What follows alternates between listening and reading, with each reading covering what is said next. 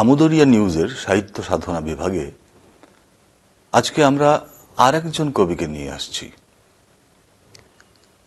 কবি মণিমা মজুমদার। ও 10-15 বছর হলো লিখছে। ইতিমধ্যেই ওর 3টে কাব্যগ্রন্থ প্রকাশ পেয়েছে। নতুন কবিদের সাথে সাহিত্য সাধনা বিভাগে আপনাদের সাথে অনেক কিছু, অনেক আলোচনা সাহিত্য সম্পর্কে এবং কাব্য সম্পর্কে আলোচনা আমরা ইতিমধ্যেই করেছি। আজকে আপনাদের সঙ্গে পরিচয় করিয়ে দেব কবি মণিমা মজুমদারের। মণিমা মজুমদার।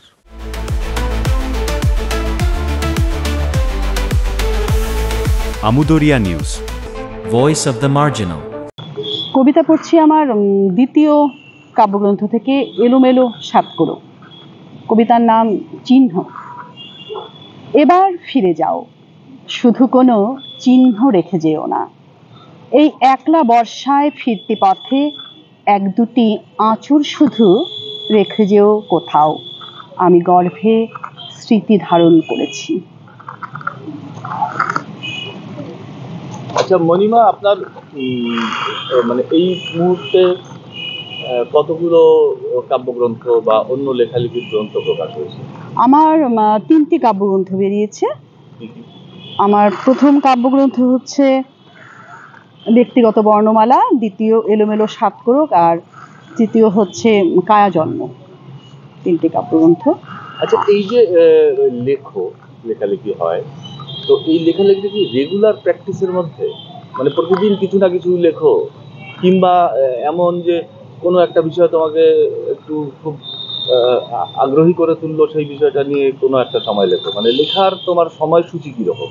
না, নির্দিষ্ট কিন্তু আসলে কোনো সময়সূচি নেই যে এ সময়ে বসতে হবে, ওরকম কোনো ব্যাপার নেই। এমনও হয়েছে 1 সপ্তাহ কিচ্ছু লিখিনি, আবার এমনও হয়েছে 2 দিন সারাদিন ধরে লিখেছি। নির্দিষ্ট সময় নেই, সুতরাং এটাকে প্র্যাকটিস হয়তো ওভাবে বলতে পারবো না। যখন যেটা মনে এসছে ওভাবেই লিখেছি, আর যখন মনে হয়েছে যে লিখতে হবে তখন লিখতেই হবে।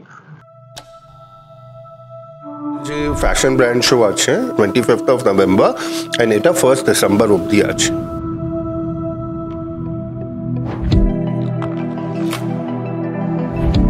তো যে কোনো কাস্টমার এলে they will definitely get something new.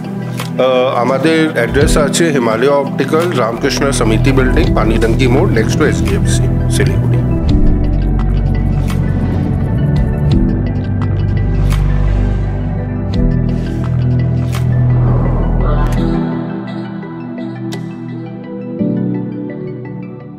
কিন্তু লিখতে হবে বলে কখনো লিখতে বসিনি। কতদিন থেকে তুমি এই লেখালেখির জগতে আছো? 10-12 বছর হবে। স্কুল লাইফে তুমি? হ্যাঁ, স্কুল লাইফে টুকটাক কবিতা, আর ছোটদের জন্য আমি নাটক লিখেছি একটা সময়। একদম ছোটদের জন্য। আমার পাড়ার ছোট ছোট ভাই বোন যারা ছিল, ওরা আমার লেখা নাটকে, ওরা পাড়ার মঞ্চে তখন ওরা এসে করেছে। তোমার মানে এই মুহূর্তের বা প্রাচীন পুরনো কোন লেখক বা লেখিকা যারাই হন না কেন, একজন নাও হতে পারে, কাদের ভালো লাগে? রবি ঠাকুর তো আছেন, তারপরে জীবনানন্দ এবং সুনীল গঙ্গোপাধ্যায় এই সময় অংশমান করে, এবং অনেকে লেখাই ভীষণভাবে ভালো লাগে। আচ্ছা, তোমার কি মনে হয় যে এই সময়ের যারা লেখকরা আছেন, বাংলায় লেখকরা আছেন যারা, তারা জীবনানন্দ এবং শক্তি চট্টোপাধ্যায়কে ছাড়িয়ে যেতে পেরেছেন? আসলে ছাড়িয়ে যাওয়ার ব্যাপারটা কিন্তু ওরকম নয়। সবারই সীমা বলুন বা লেখা জায়গাটা সবারই নির্দিষ্ট আলাদা আলাদা। শুধু কেউ কাউকে ছাড়িয়ে যাচ্ছে বা ছাড়িয়ে যাবে এই ব্যাপারটা নিয়ে মনে হয় কথা বলাটা ঠিক নয় আর কি। আচ্ছা, ছাড়িয়ে যাওয়াটা আমি বলছি না। এখনকার কবি বা যারা লেখক আছেন, মূলত কবিতা লেখেন, তাদের মধ্যে খুব স্পষ্ট ছাপ হচ্ছে জীবনানন্দ এবং শক্তি চট্টোপাধ্যায়। হয় জীবনানন্দ নালে শক্তি চট্টোপাধ্যায়। এইটাকে তুমি কি চোখে দেখো? আসলে আধুনিক কবিতার আগে একটা যুগ ছিল, তো আমরা বলি যে জীবনানন্দ দাশ থেকে একটা আমাদের লেখায়, কবিতা লেখা একটা বাঁক এসেছে। সুতরাং যেহেতু সেই ধারাটাকে হয়তো এখন যারা লেখে তারা হয়তো সেই ধারাটাকে অনেকটা ধরে রাখার চেষ্টা করছে, বা সেটার প্রভাব হয়তো তাদের উপরে পড়ছে। যে ফ্যাশন ব্র্যান্ড শো আছে 25th of November and এটা 1st December অবধি আছে।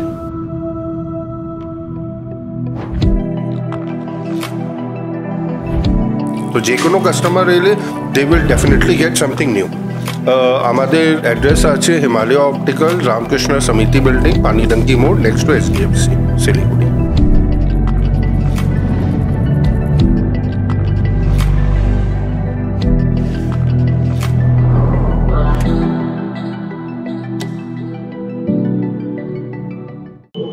না, মাইকেলও তো আধুনিক কবি, সর্বোচ্চ আধুনিক কবি এখনকার সময়ে। কেউ তো মাইকেলের অমিত্রাক্ষরকে কেউ করছে না না, এখন। সেটা আলাদা ছাপ, একদমই আলাদা ছাপ। তার শব্দ ব্যবহারও কিন্তু অনেকটাই আলাদা। মাইকেল মধুসূদন দত্ত তার নিজস্ব কবিতায় বা কাব্য নাটকে যেখানে যে শব্দগুলো ব্যবহার করেছে সেগুলো কিন্তু একদম আলাদা। না, তোমার কি মনে হয় যে জীবনানন্দ যে সমস্ত শব্দ ব্যবহার করেছেন সেই শব্দগুলো ব্যবহার করলে এখনকার লেখকরা ভাবেন যে সেই শব্দগুলো ব্যবহার করলে মানুষকে আরো বেশি কাজ করবে, সেই জন্য কি একদম কি আমরা ভাবি ওরকম যে সেই শব্দগুলোই ব্যবহার হচ্ছে, সেই শব্দগুলো মনে হয় কিন্তু ব্যবহার হচ্ছে না।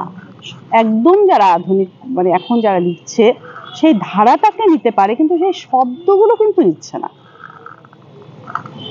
বেশ, খুবই মানে সিগনিফিকেন্ট কথা তোমার কাছে জানা গেল, আমরা জানতে পারলাম এই সময়ের লেখকদের জন্য। তোমার পরবর্তী প্রজেক্ট কি আছে? আমার এবার বইমেলায় গল্পের বই আসছে একটি। আমাদের হ্যাঁ, ছোট গল্পের বই আসছে, ডানাদের গল্প। তো সেখান থেকে কি একটা গল্পের আমরা একটু কিছু শুনতে পারি?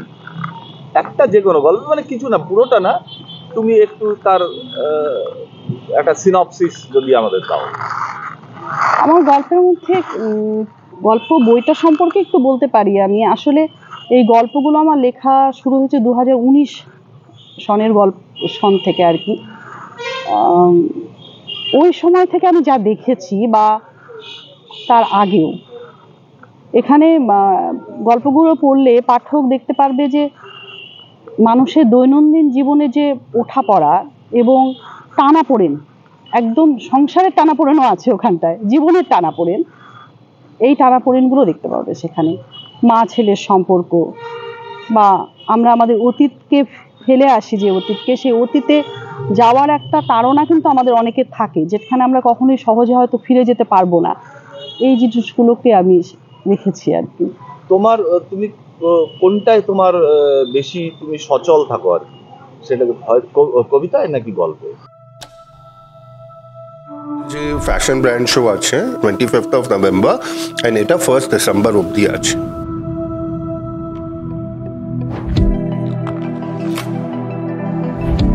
তো যে কোনো কাস্টমার এলে they will definitely get something new.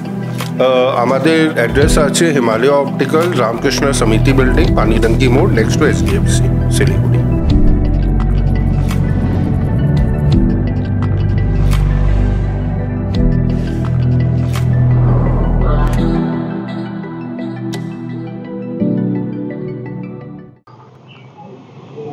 আমি সচল থাকি যখন যেটা লিখি। যখন কবিতা লিখি তখন কবিতা লিখতেই ভালো লাগছে, যখন গল্প লিখি তখন গল্প লিখতে ভালো লাগছে। কুচবিহারে তোমার কাদের লেখা তোমাকে আকর্ষণ করে?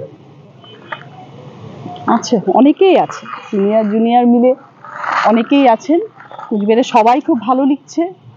আমাদের শুধু কুচবিহার না, আমাদের উত্তরের সবাই ভালো লিখছে, সবার লেখাই টানে।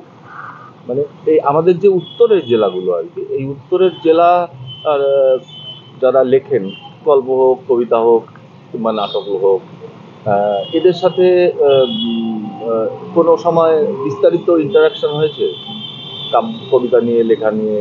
হ্যাঁ, যেখানে দেখা হয়, টুকটাক আলোচনা তো হয়। সেই আলোচনার মধ্যে থেকে কোন জায়গাটা আপনার মনে হয়েছে যে এটা একটা ভালো কথা বলবো?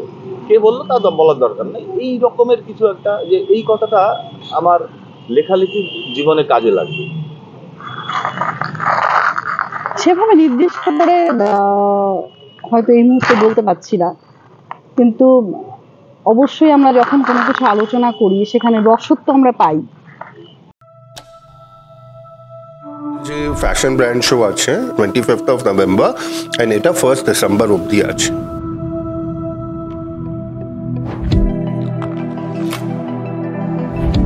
তো যে কোনো কাস্টমার এলে they will definitely get something new. আমাদের অ্যাড্রেস আছে হিমালয় অপটিক্যাল, রামকৃষ্ণ সমিতি বিল্ডিং, পানিডাঙ্কি মোড়, নেক্সট টু SDFC, শিলিগুড়ি।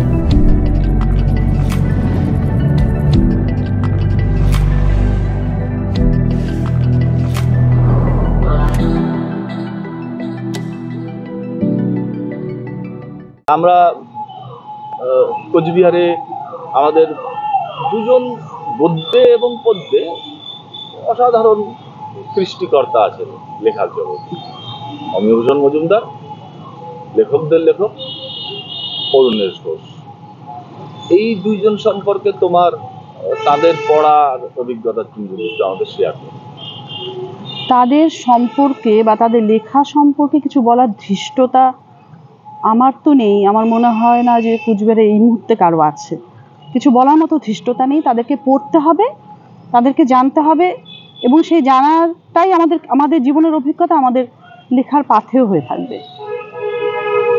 ধন্যবাদ।